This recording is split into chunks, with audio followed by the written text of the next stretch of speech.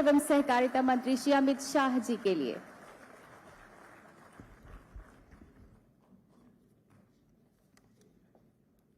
मंच पर उपस्थित श्रीमान BL वर्मा जी, मेरे साथी मंत्री सहकारिता मंत्रालय में श्री ज्ञानेश कुमार जी, सचिव सहकारिता मंत्रालय, जिन्होंने ये 2 साल में सहकारिता मंत्रालय को गति देने में अपना भरपूर योगदान दिया है, अपने अनुभव का फायदा भी पहुंचाया है। मैं आप सभी को बता दूं कि वैसे तो कोई व्यक्ति कभी निवृत्त नहीं होता है, मगर सरकारी व्यवस्था में कल ज्ञानेश कुमार जी निवृत्त हो रहे हैं। हम सब जोर से ताली बजाकर उनकी सेवाओं का स्वागत करें। श्री विजय कुमार जी, विशेष सचिव सहकारिता मंत्रालय, श्रीमान डॉलर कोटेचा, मेरे मित्र और अध्यक्ष राष्ट्रीय सहकारी कृषि और ग्रामीण बैंक फेडरेशन के नेपकार्ड के अध्यक्ष महोदय, और आज देश भर से आए हुए सहकारिता से जुड़े हुए सभी विभिन्न पद पर आसीन सहकारिता के कार्यकर्ता, नेता और सरकार की अलग अलग स्तर पर काम करने वाले सहकारिता मंत्रालय के सभी अधिकारी, पदाधिकारी, आप सभी को नमस्कार। सबसे पहले तो मैं आज शहीद दिन है, महात्मा गांधी जी की पुण्यतिथि है। पूज्य बापू को पूरा देश आज याद कर विनम्र श्रद्धांजलि दे रहा है। मैं भी बापू की पुण्य स्मृति को श्रद्धांजलि देकर अपनी बात की शुरुआत करना चाहता हूं। मित्रों, आज सहकार से समृद्धि का एक जो दर्शन मोदी जी ने हम सबके सामने रखा है, उसको सार्थक करने के लिए एक और कदम हम आगे बढ़ रहे हैं। मोदी जी ने सहकारिता मंत्रालय की रचना कर लगभग 75 साल से सहकारिता से जुड़े हुए सभी सहकारी बंधु भगिनियों की एक मांग थी कि सहकारिता क्षेत्र के विकास के लिए, सहकारिता क्षेत्र के आधुनिकीकरण के लिए और उसमें समय अनुकूल परिवर्तनों के लिए एक फुल फ्लेज मंत्रालय भारत सरकार में बनाया जाए। एक जॉइंट सेक्रेटरी, ज्यादा से ज्यादा एडिशनल सेक्रेटरी की अध्यक्षता में पूरे देश का सहकारिता का काम चलता था, और मोदी जी ने एक ऐतिहासिक निर्णय किया और स्वतंत्र सहकारिता मंत्रालय की स्थापना करने का निर्णय किया। और मेरा सौभाग्य है कि देश के प्रथम सहकारिता मंत्री बनने का मौका श्रीमान प्रधानमंत्री जी ने मुझे दिया। मोदी सरकार ये मई में 10 साल पूरा करेगी। ये 10 साल में पीछे मुड़कर देखते हैं तो इस देश के गांव, गरीब और किसान के लिए 2 महत्वपूर्ण काम मोदी जी ने करे। एक तो 60 करोड़ गरीबों को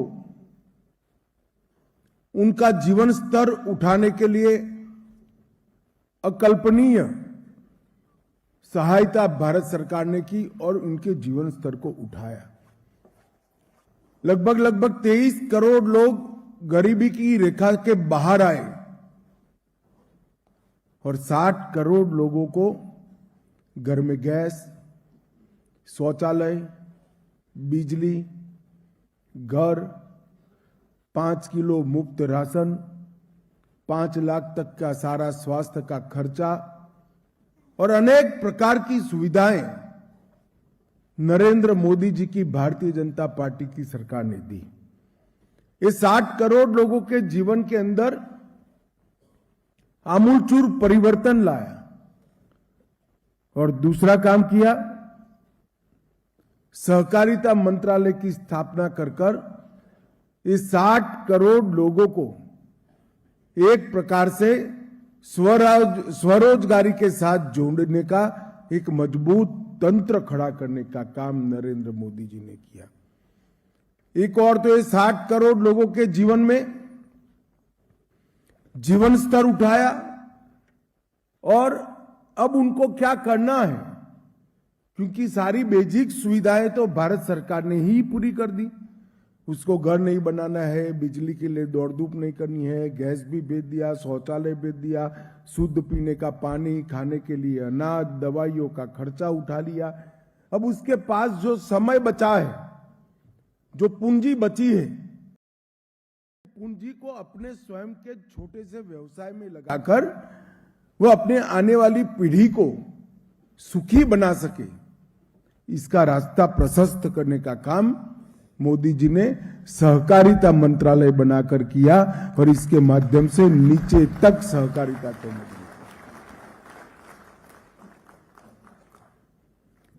एक प्रकार से कहे तो एक बहुत बड़े विजन के साथ ये दोनों कामों को साइमल्टेनियसली करते हुए एक मजबूत ग्रामीण विकास के आधार की नींव डालने का काम भारतीय जनता पार्टी की मोदी सरकार ने किया है।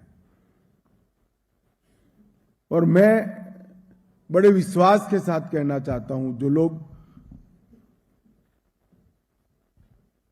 विकास की पूरी रूपरेखा के अभ्यासु हैं, जो इनका डेटा का आकलन कर सकते हैं,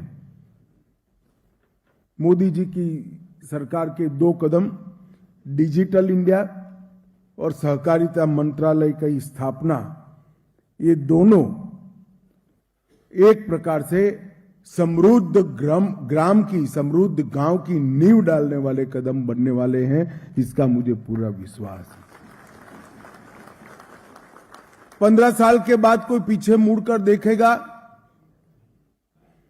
तो डिजिटल इंडिया का इनिशिएटिव और सहकारिता मंत्रालय की स्थापना, वो दोनों विकसित भारत की सोच को ग्रास रूट लेवल पर गांव तक ले जाने वाले 2 इनिशिएटिव साबित होने वाले हैं, इसका मुझे पूरा विश्वास है। मित्रों, आज डिजिटल इंडिया के तहत हम देश के कोने कोने तक पहुंच रहे हैं।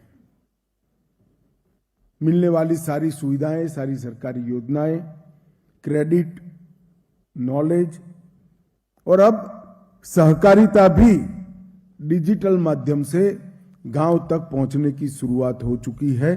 सारे आरसीएस का और सारी ग्रामीण बैंकों का, खेती बैंकों का कंप्यूटराइजेशन होने से पैक्स से लेकर हर प्रकार की पैक्स, प्राइमरी डेयरी, खेती बैंक और पूरी कोऑपरेटिव व्यवस्था through district cooperative bank to state cooperative bank, NABARD तक आज कंप्यूटराइज होकर पूरे प्रकार से आधुनिक करने का काम नरेंद्र मोदी जी ने किया है। मित्रों, आज यहां पर एग्रीकल्चरल रूरल डेवलपमेंट बैंकों को कंप्यूटराइजेशन का प्रोग्राम शुरू किया और registrar of cooperative societies RCS के कार्यालय को भी कंप्यूटराइज किया जा सकता है। ये दोनों कार्यक्रम में लगभग 225 करोड़ रुपए की लागत आएगी, जिसमें एआरडीबी के कंप्यूटराइजेशन के लिए 120 करोड़ और आरसीएस के कंप्यूटराइजेशन के लिए 95 करोड़ की लागत आएगी।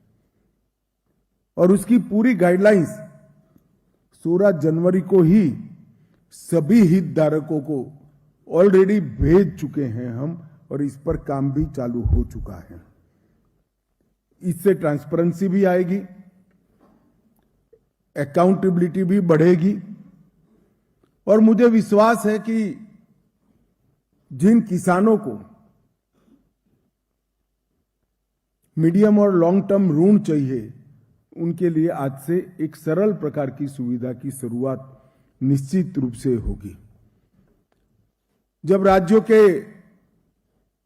रजिस्ट्रार कोऑपरेटिव सोसाइटीज के कंप्यूटराइजेशन होता है, तब एक पैक्स से लेकर डिस्ट्रिक्ट रजिस्ट्रार से लेकर आरसीएस तक पूरी व्यवस्था वेब आधारित सॉफ्टवेयर पर डेवलप हो जाएगी।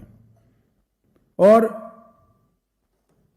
मुझे आनंद है कि जब आज मैं योजना का शुभारंभ कर रहा हूं, उसके पहले ही 33 राज्यों और सभी यूनियन टेरिटरी से इसके लिए प्रस्ताव हमें मिल चुके हैं और ये सब लोग इस योजना में शामिल हो चुके हैं। केवल केरल, बंगाल और तमिलनाडु बाकी है। मैं इन सभी के मुख्यमंत्रियों से भी कल ही बात करने वाला हूं कि जल्द से जल्द इस योजना से जुड़ जाए, तो एक प्रकार से पूरा भारत देश, पूरे देश के रजिस्ट्रार ऑफ कोऑपरेटिव सोसाइटीज एक ही कंप्यूटर के तहत अपनी भाषा में, जो पैक्स की भाषा है, हर राज्य की स्थानीय भाषा में काम करते हुए नजर आएंगे और एक समान प्रकार से काम करेंगे। इससे सहकारिता की वृद्धि निश्चित रूप से होगी। मित्रों, ये 2 साल में हमने सहकारिता में डिजिटल इकोसिस्टम को बढ़ाने के लिए चरणबद्ध तरीके से एक दूरगामी आयोजन के साथ काम किया है। सहकारिता मंत्रालय बनने के 10 ही दिन में सबसे पहले 65,000 पैक्स का कंप्यूटराइजेशन किया, फिर सेंट्रल रजिस्ट्रार ऑफ कोऑपरेटिव, जो मल्टी स्टेट कोऑपरेटिव्स का नियमन करते हैं, उसका कंप्यूटराइजेशन किया। पैक्स के साथ साथ सारे district cooperative bank, state cooperative bank का कंप्यूटराइजेशन हुआ। फिर राष्ट्रीय डेटाबेस को निर्मित किया गया और अब आरसीएस और खेती बैंक का कंप्यूटराइजेशन होने के साथ डेयरी पहले से कंप्यूटराइज हुई है और ये होने के साथ पूरा सहकारिता क्षेत्र आज डिजिटल दुनिया में प्रवेश कर कर अपना काम का विस्तार करने के लिए तैयार हो गया। 63,000 पैक्स का कंप्यूटराइजेशन, इसका मैं खुद 2-3 बार देख चुका हूं। नाबार्ड के चेयरमैन साहब भी यहां पर बैठे हैं।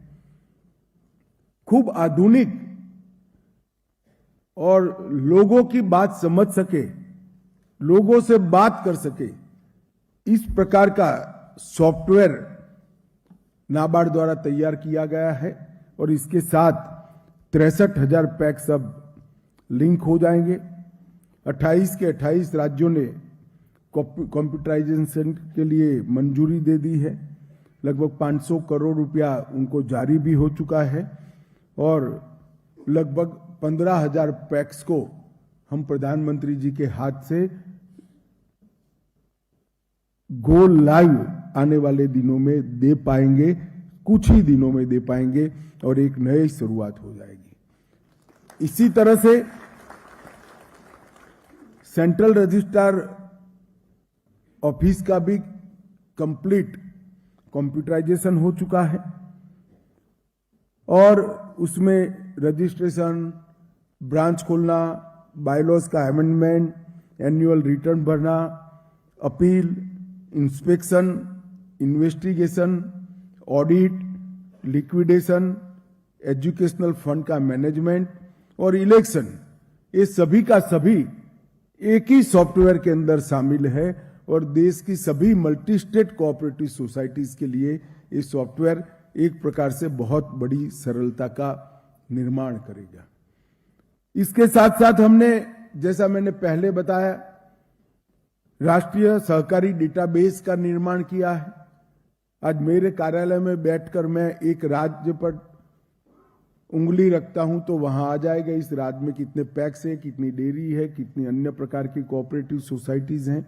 फिर एक जिले में जाऊंगा तो जिले का आएगा, तहसील में जाऊंगा तो तहसील में आएगा, अंततोगत्वा गांव में जाएंगे तो भी इसका तुरंत गांव में कितना प्रकार का कोऑपरेटिव चल रहा है यह है। इससे सहकारी क्षेत्र के विकास के लिए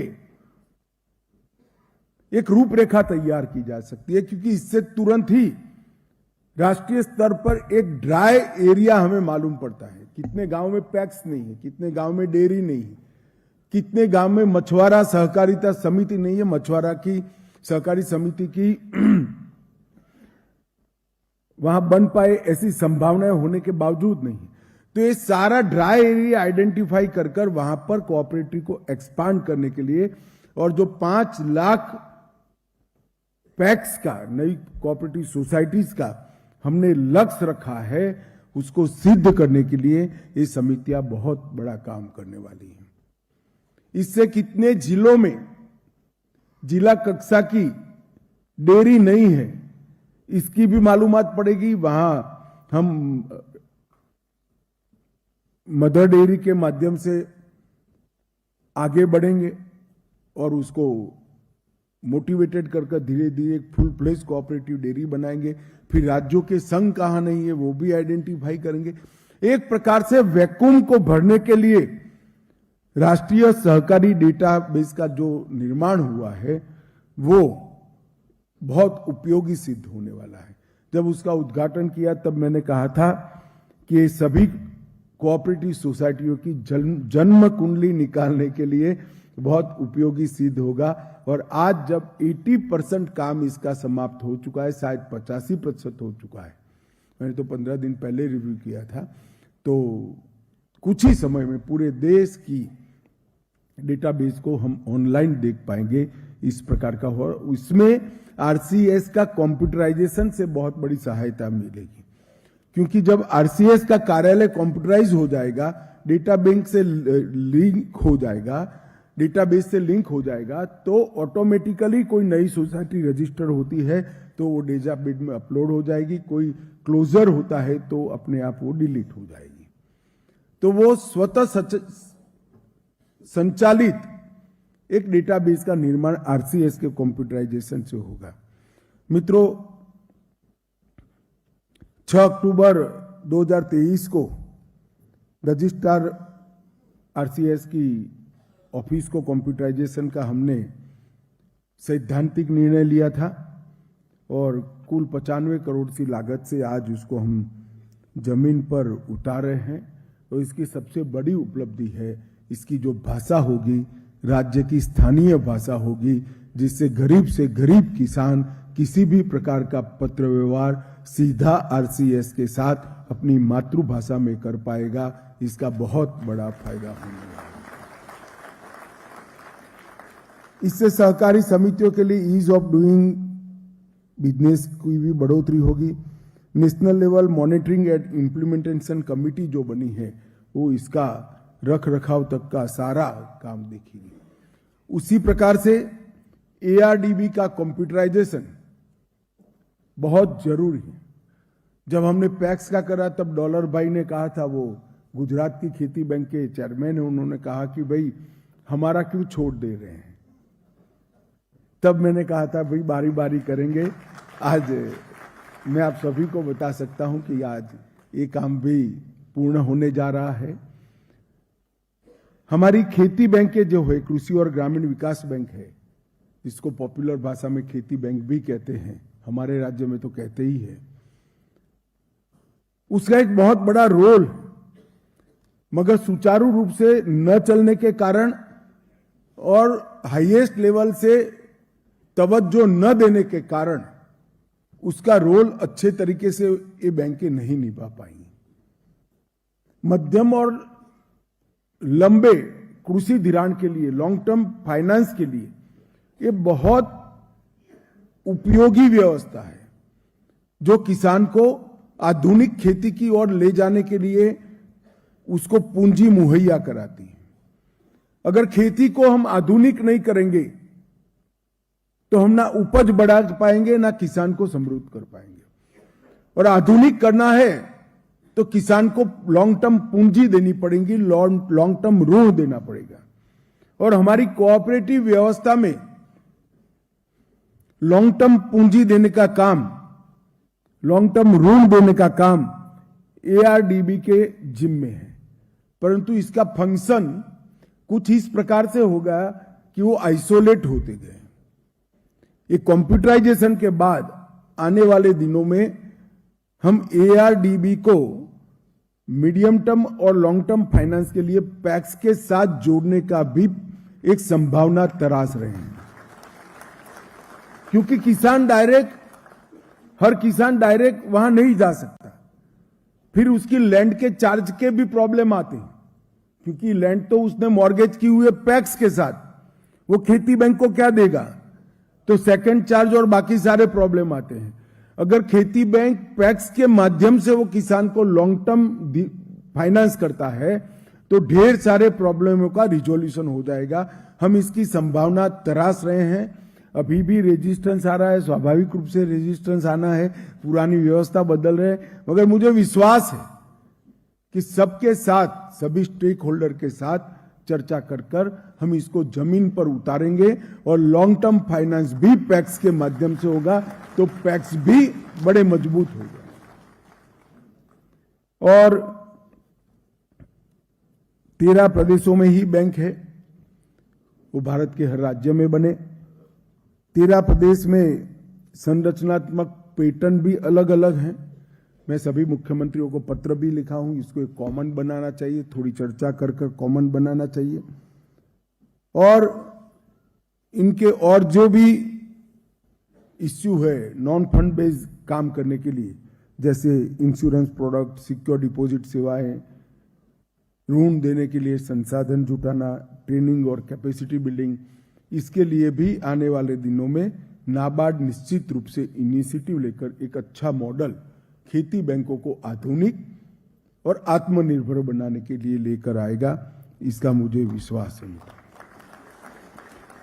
ARDB के कंप्यूटराइजेशन से इसकी ऑपरेशनल एफिशिएंसी के अंदर बहुत बड़ा सुधार आएगा।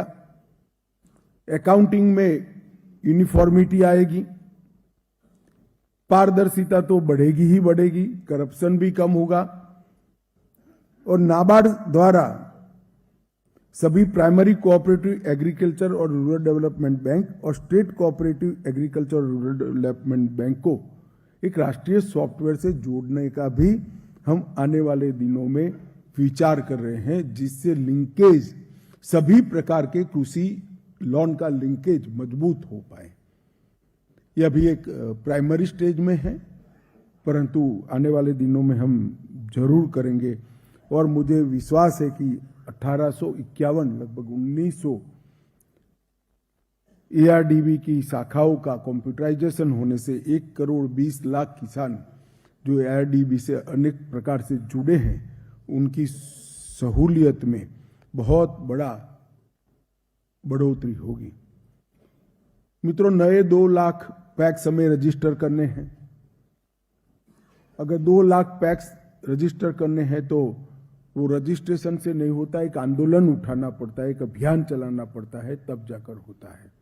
क्योंकि 70 साल में आज 65,000 पैक्स पर है और 5 साल में हम 2 लाख नए पैक्स जोड़ना चाहते हैं। आप कल्पना करिए, मगर अभियान उठाने के लिए, आंदोलन चलाने के लिए इंफ्रास्ट्रक्चर बहुत जरूरी होता है। और पैक्स का कंप्यूटराइजेशन और अब RCS की ऑफिस का कंप्यूटराइजेशन, डिस्ट्रिक्ट रजिस्ट्रार की ऑफिस के कंप्यूटराइजेशन से ये अब बहुत आसान होने वाला है। और आने वाले दिनों में हम इसको बहुत मजबूती से आगे ले जाएंगे, इसका मुझे विश्वास है। आज देश भर से RCS और ग्रामीण विकास बैंकों के साथ जुड़े हुए सभी कोऑपरेटिव के कार्यकर्ता यहाँ आए हैं, सरकारी अधिकारी, पदाधिकारी भी आए हैं। ये बहुत महत्वाकांक्षी प्रोग्राम है जिसकी आज शुरुआत मैंने की है। मैं आप सभी को बहुत बहुत शुभकामनाएं देता हूं और आशा करता हूं कि इससे सहकारिता में सरलता भी बढ़ेगी और समृद्धि भी बढ़ेगी, पारदर्शिता भी बढ़ेगी। आप सभी को बहुत बहुत बधाई, धन्यवाद। भारत माता की जय।